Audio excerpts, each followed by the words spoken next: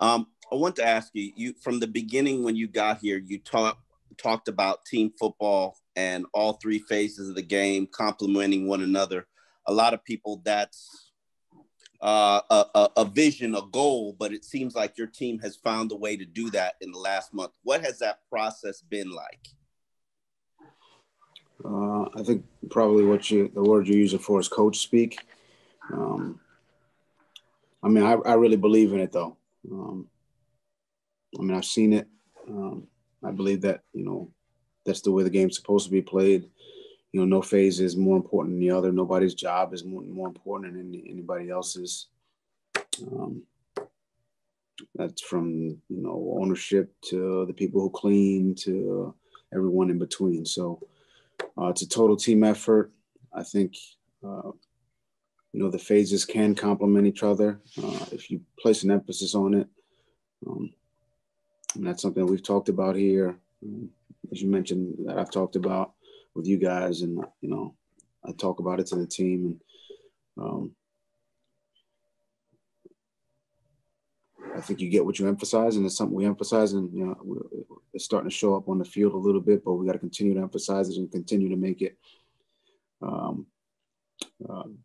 to stress its importance, so that it's not just coach speak. It's not just in one ear and out the other, like it that happens to a lot of people.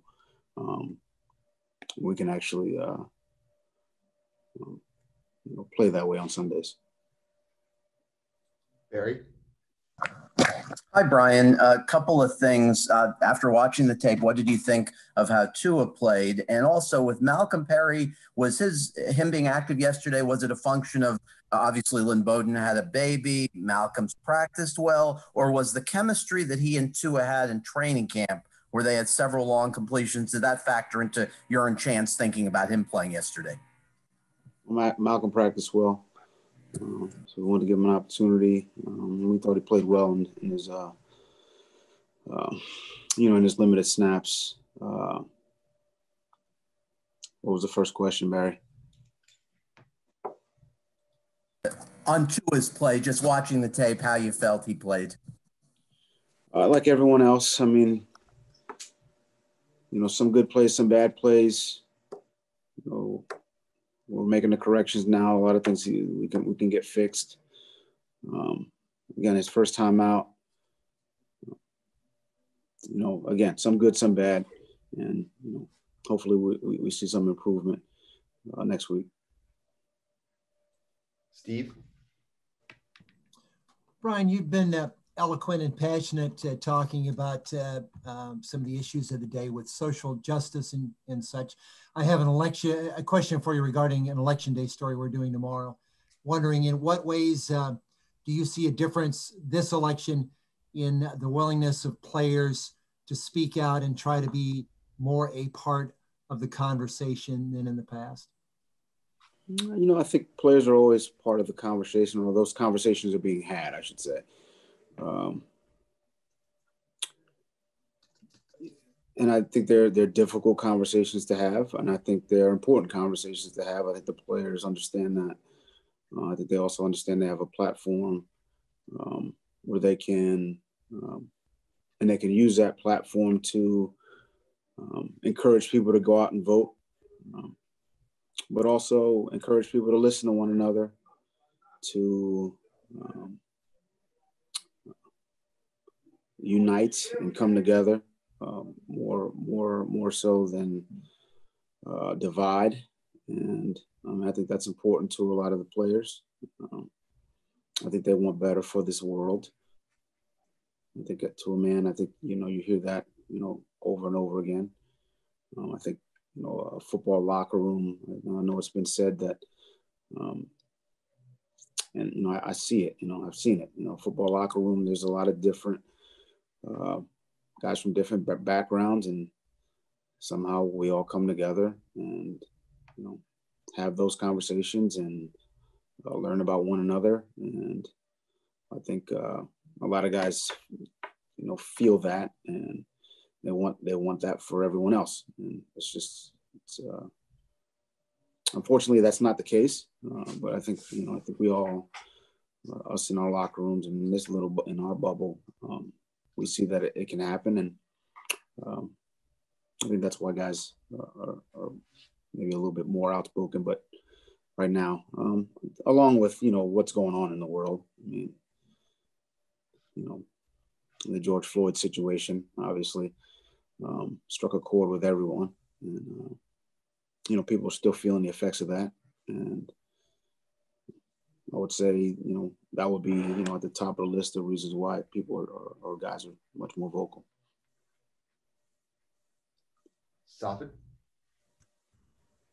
Hey, Coach, appreciate your response on that just now. I wanted to ask you about your defense. And, last season you guys finished, last in scoring defense, last in yards allowed.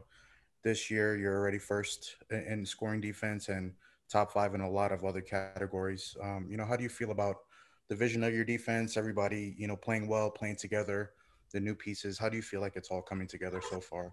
Knowing that you have a lot more to go. Yeah, this morning I'm very leery on statistics right now because, I look at the stats from yesterday's game and we gave up this many yards passing and this many yards rushing. And, when you look at it, it felt like we got dominated. And that wasn't, I didn't feel that way during the game. So, look, this is a week-to-week league.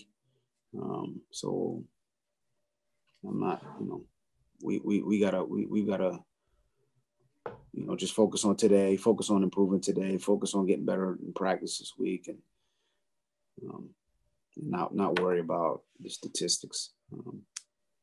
Just worry about the next play, the next practice, and I think hopefully our guys understand that. And we got a tough opponent this week, and we just gotta play good football, and that starts in practice. Cam? Hey, Flo, I guess I wanted to ask you about another statistic, but maybe one you care about more, wins and losses. A year ago today, you guys were 0-7. A lot of things were being said about you guys. And since then, you guys have been 9-7 over the last 16 games. I guess I wanted to get your view on what do you think is the heart of that turnaround? And are you where you would have expected to be? I think the heart of it is the players. I mean, they're the guys who are out there on the field. They're the ones who are out there practicing and preparing, and credit goes to them. I mean, I know I'm not out there tackling anybody. Nobody wants to see that. So, the credit goes to those guys. And when it's football, and you're never really where you want to be. There's always, there's never been a perfect game played, so there's always room for improvement. But I do think these guys are improving. I think they're coming together. I think they're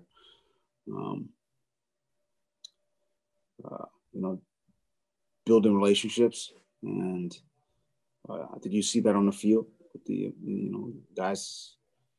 You see Jakeem, on his big return, and guys are flipping out on the sideline. I mean, you want to build that rapport on the team. I think that's grown over the last year plus. So hopefully it continues to grow. You can never get enough of that. Joe? Hey, Flo, good afternoon. Austin Jackson question. Does he need some more time, or is he ready to practice or close? He's doing everything he can to get back as soon as he can. I know he's eligible, and I understand the question to come off, start practicing. We'll see. I think we got a couple more workouts, a couple more rehab before we make a decision on that. Whether or not he's going to practice. So, I mean, I wouldn't say. I'm not going to say he's close or not close. I mean, it's. I don't want to put a timetable on it. He's doing everything he can to get back, and he's making improvement. Adam? Brian, a lot of conversation last 2 days about Tua. I wanted to ask you about the 10 guys surrounding him. Do you feel like they did enough of their own job yesterday? And if not, how much might that influence your thinking as we near the trade deadline on how active you guys might be? Well, I thought the other 10 guys, they played well in spurts. They didn't play well in other spurts. I think at the end of the day, you need to get all 11 guys playing well, play from play to play. We didn't get that consistently enough yesterday, and that's something we talked about and stressed, today in these meetings, really in all three phases. So offense, defense, and special teams. The second part of that question was about the trade deadline. Correct. Yeah, I mean, look, the trade, was it tomorrow? So I'm sure there's going to be, rumors swirling around who we're trading for, things of that nature. But, Chris handles all that. And, I'll be getting ready for the Cardinals. So I honestly won't, I won't, have too much information on that. Chris handles it. And as soon as I'm off of this call, I'll be trying to figure out a way to get, Kyler Murray and Hopkins and Edmonds and that group contained or limited. I'll try to do that. Al? Brian, two very unrelated questions for you. I'm sure you've heard that the Cardinals had 2 players test positive over the weekend. I have no idea what is proper in a case like this, whether you would have any contact with the Cardinals or concerns about that, just whether it changes anything in what you do at all. And secondly, the unrelated question is, what is your election plan? Have you already voted, or are you going to vote tomorrow? I already voted. Mail-in ballot, it's in and accounted for. As far as, Arizona and their COVID situation, I haven't talked to anyone over there. I haven't talked to Cliff or anyone over there. So we're just going to, or anyone from the league for that matter, we'll just do business as we normally do it. We'll prepare the way we normally prepare to travel the way we always do for an away game, and try to get ready for a good play against a very good football team. We have time for one more. We'll go to Omar. I was going to ask you, following up on that question, is there some concern about the game possibly having to be pushed back, or at what point do you worry about that? Or does the league inform you as soon as possible? We just kind of follow the league's lead on that. So they'll let us know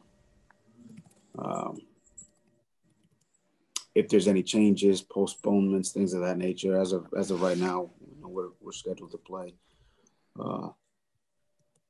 Sunday at 2:25 Arizona time. So that's the information I have now. Look, I mean, it's 2020, so we all have to be ready to adjust and be flexible. If that's the case, and that's what we'll do. We want to play on Saturday, Monday, tomorrow, and that's what we'll do.